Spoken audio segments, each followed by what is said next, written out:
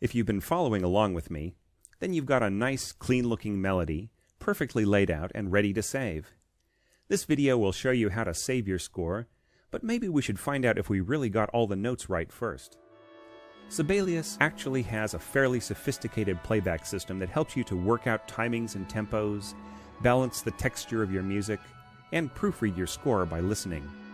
Some composers have even used the playback on Sibelius to record cues for professional video projects.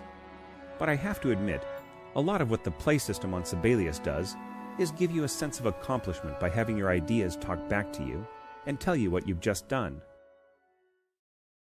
To see how that sounds for Alouetta, just click on the Play tab.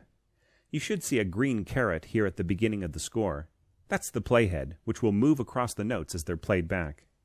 If you can't see this, then quickly go over to the View tab and make sure that the box is checked on the Playback Line option. Okay, so let's play that score.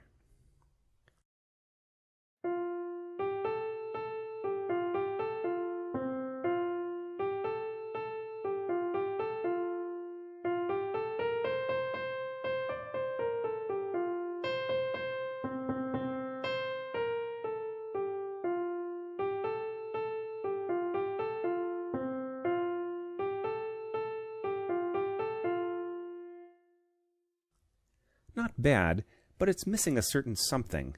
Let's jazz it up a little with some help from the Performance menu. Click this button here, and you get the full menu. Let's go to the Rhythmic Feel list and select Heavy Swing. Okay, now how does that sound?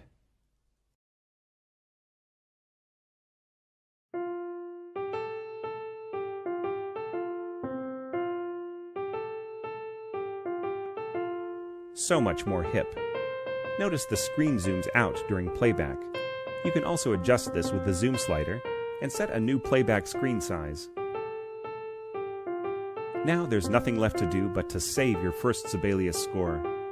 Since this is an untitled document, it doesn't matter whether we ask to save or save as. Sibelius will still ask you to name your file and find a good place for it to go. Alouetta, of course, and let's store that in the default Scores folder for now. There. Now that score will last as long as your hard drive does. But even though we've covered the basics here and given you a good start, this quick start guide has barely scratched the surface of what Sibelius can offer to a musician. For more advice, don't miss the last video in our series, which will show you how to get the professional training you need in order to become an expert user of Sibelius.